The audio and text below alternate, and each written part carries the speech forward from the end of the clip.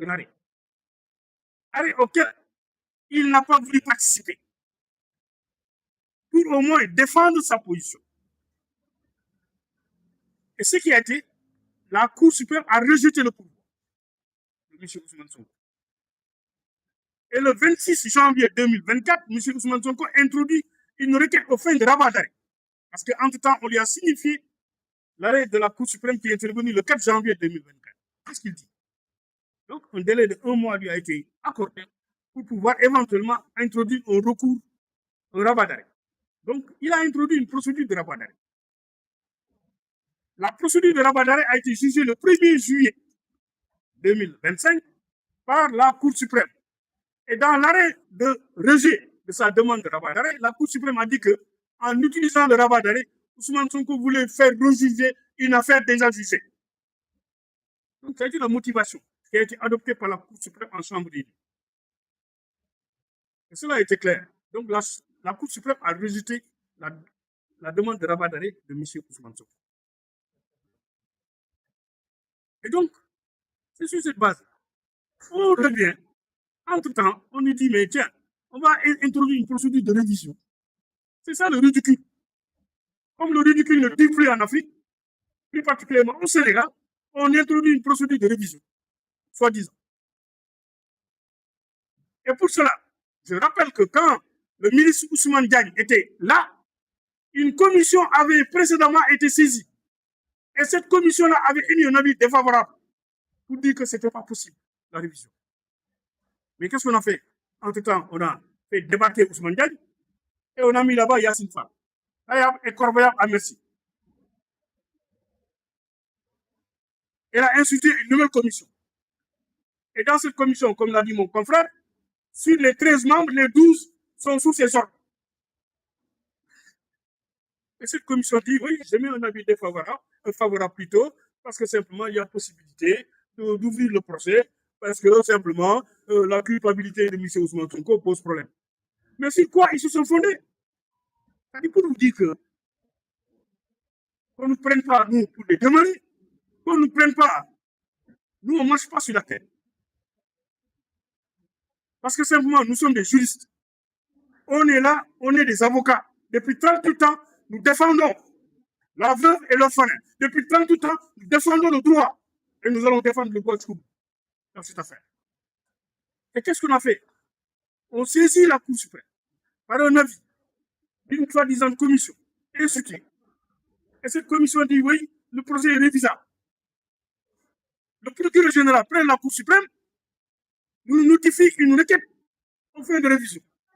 Et comme le ridicule ne dit pas, on nous met dans la requête en fin de révision et on bout de phrase que Ousmane Sonko avait prononcé avant et un bout de phrase qui figure même dans l'arrêt dont on demande la cassation. C'est-à-dire l'arrêt du 8 mai 2023. C'est-à-dire on dit qu'il y a un fait nouveau. Le fait nouveau, c'est quoi? C'est le rapport entre guillemets qui a été approuvé par Cheikh Diba, lequel d'ailleurs est poursuivi, parce que c'est bon, je ne vous l'apprends pas. On a déposé une plainte de monsieur le procureur pour faux, usage de faux contre Cheikh Diba, contre Yassine Fall et contre le Premier ministre, monsieur Ousmane Sonko. Et on espère que cette plainte-là sera instruite. Parce que le soi-disant rapport est un faux.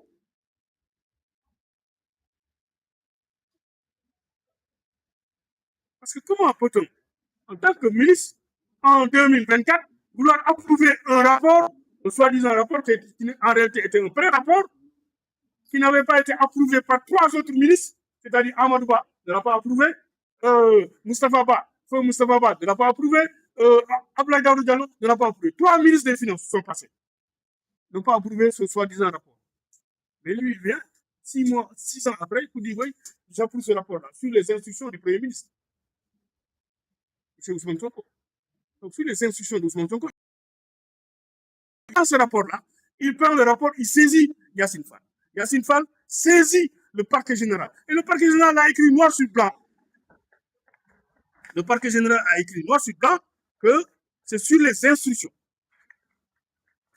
Oui, clair. Le parquet général a écrit. Il résulte des pièces produites que par correspondance du 3 décembre 2025, Monsieur le Premier ministre a transmis à Madame le ministre de la Justice, garde des Sceaux, pour exécution des recommandations contenues dans la fiche analytique et plus généralement en tirer toutes les conséquences de droit. Le rapport numéro 02-18 de l'IGF relatif à l'enquête sur le contrat clé en main relatif aux études et aménagements hydro-agricoles des DAC de CFA, Itato, Cœur Sambakan et Cœur Momarsar, conclu entre le PRODAC et DIN 2000. Donc, M. Ousmane Sonko est intéressé par cette procédure-là. C'était lui le prévenu, c'est lui qui avait été condamné pour diffamation. Parce qu'il dit que Mambagna a été épinglé pour 29 milliards. Vous ne verrez même pas dans ce rapport-là une quelconque tasse de 29 milliards. Mais il dit que s'il n'a pas été épinglé, il ment. C'est lui qui l'a dit. C'est pourquoi il a été condamné pour diffamation et injure. Et on vient, on dit, oui, d'ailleurs, même le rapport là sur la table, on m'a caché ce rapport. Quel rapport? Jusqu'à l'extinction du soleil. Un rapport ne sera pas produit pour dire que Mambagna a détourné 29 milliards. Ça n'existe pas. Ça, on le sait. On le sait. Et en mes consciences, ils savent que la diffamation en l'espèce, elle est établie. Parce que simplement, vous savez, la diffamation, c'est un délit privé. C'est une infraction privée.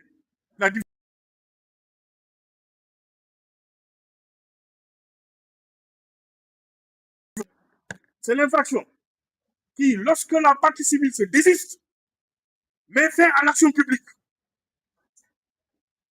Aujourd'hui, si Mambagna dit je me désiste, je laisse tomber, ça a été tout.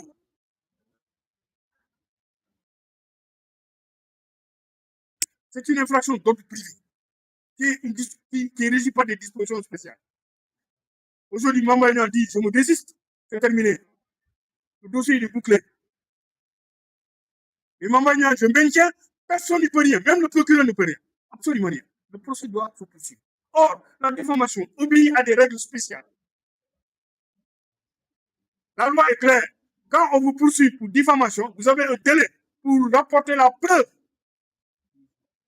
Vous avez 10 jours pour rapporter la preuve de la vérité des faits qualifiés de diffamatoires. Au-delà de ce délai, vous êtes déçu. Et là, ça a été une jurisprudence claire de la Cour suprême.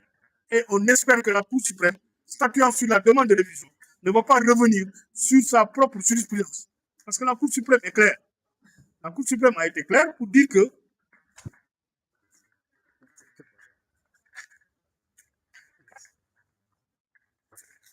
donc la Cour suprême est claire. Elle a été claire dans une affaire où la Cour a dit ceci. La Cour suprême a dit que, attendez, ne quittez pas, je vais vous donner carrément la règle.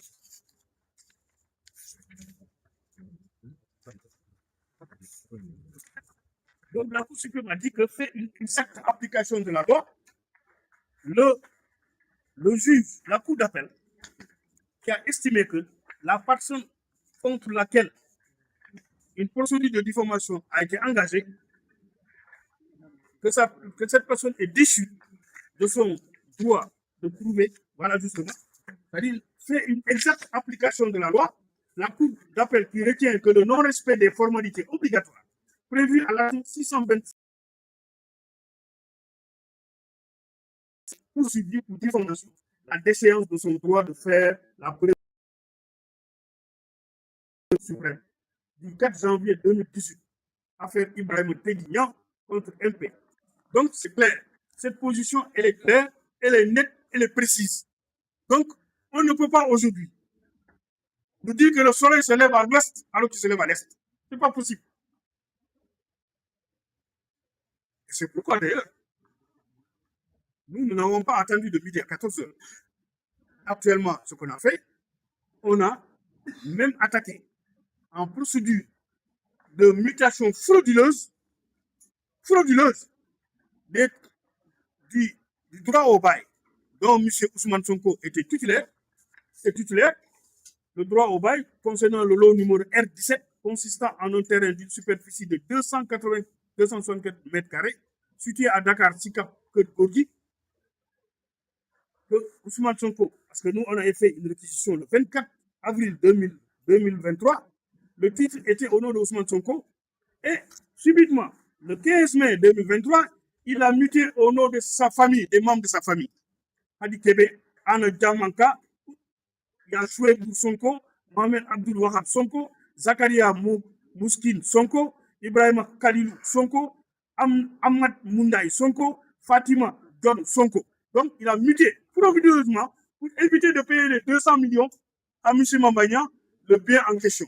Or, ce qu'il ne sait pas, c'est que nous, la loi nous permet, par une procédure d'action policière, de faire en sorte que cette mutation frauduleuse dont il a organisé, donc que cette mutation-là soit annulée et que le bien revienne à son nom pour permettre à M. Mambagna de recouvrer ces 200 millions. Nous avons saisi le tribunal d'une action dans ce sens-là et que bon, la procédure sera bientôt évoquée devant le tribunal compétent, c'est-à-dire le tribunal de grande instance hors classe de Dakar. Donc, c'est pour nous dire quelque part que la procédure de révision, c'est pratiquement une sorte de divertissement. Parce que manifestement, même les magistrats qui l'ont rédigé, j'en suis convaincu, ne sont pas convaincus. Parce qu'ils savent que cette procédure-là ne peut pas prospérer. Elle ne peut pas prospérer. C'est des décisions définitives. Il n'y a aucun élément nouveau. Il n'y a aucune pièce nouvelle dans cette affaire-là. M. Ousmane Sonko avait un délai. M. Ousmane Sonko a défié l'institution. M. Ousmane Sonko a dit, c'est clair, dites à Mambagna d'arrêter la procédure parce que si on va à la barre, je vais l'humilier. Parce que lui, il avait le rapport. Il avait les éléments de pied. Il avait même un lien. Mais c'est lui qui a brillé par son absence. Parce que Mambagna lui a dit, mais c'est aussi simple, venez me rapporter la preuve.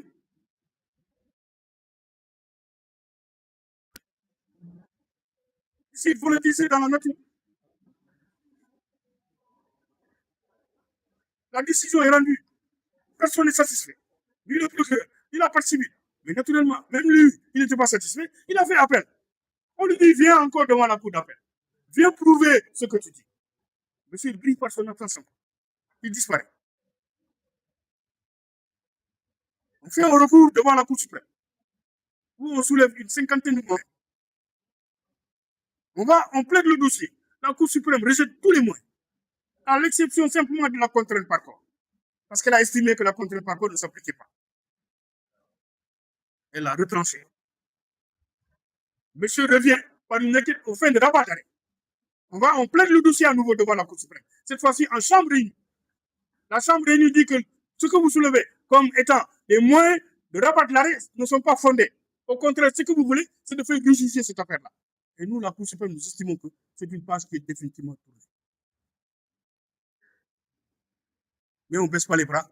Maintenant, on passe par un autre chemin. C'est-à-dire maintenant, introduire une procédure de révision. Celle-là aussi, elle va subir le même sort que les autres. Et j'espère que les magistrats de la Cour suprême ne se laisseront pas manipuler. Et que le droit sera dit et bien dit. Parce que nous veillerons à ce que le droit soit dit et bien dit. Nous avons déjà fait un mémoire en réponse à la requête qui a été déposée.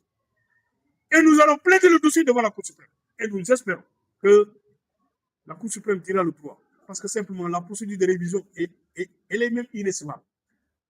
Avant même d'être mal fondée. Parce qu'il n'y a aucun élément nouveau. C'est les mêmes éléments que l'on retrouve dans l'arrêt même du 8 mai 2023. Où la Cour d'appel a repris effectivement ce que Ousmane Sonko avait dit. Parce qu'on a dit que Mambagna avait signé l'ordre de service avant même la signature du contrat. Alors que c'était faux. C'était inexact. On a rapporté la preuve que c'était faux. On nous dit qu'il a été épinglé pour 29 milliards. Je dis, ah bon, ok, il n'y a pas de souci. Venez nous rapporter les 29 milliards. Alors qu'on sait que les 29 milliards étaient entre les mains de Locafrique. C'était même pas entre les mains du Trésor. C'était Locafrique qui avait préfinancé le product. C'est Locafrique qui payait les factures. Et Mambagna n'avait pas la tutelle financière. Mambagna avait la tutelle technique. Et l'IGF ne peut pas contrôler Mambagna. Parce que Mambagna était ministre. L'IGF ne peut pas le contrôler. Donc, il ne faut pas faire l'objet d'une quelconque suspicion ou une quelconque audition même de la part Et l'IGF a été clair. Amadou Niang, qui est le coordinateur, à qui la DIC avait fait une réquisition, Amadou Niang a écrit noir sur blanc qu'il n'y a pas de rapport Prodac. C'est-à-dire, rapport Prodac, ça n'existe pas. On vient, on nous dit, oui, vous savez, comme Malidou, là, il a été épinglé par le rapport. C'est faux. C'est pas un rapport Prodac qu'il a épinglé. C'est par rapport à un rapport d'un expert désigné par le juge d'instruction, Ablaï Tramé. Qui n'a rien à voir. Et ces rapports-là étaient relatifs à des factures, relatifs à des opérations de transit. Donc ça n'a absolument aucun lien avec M. Mamagnan. Rien du tout.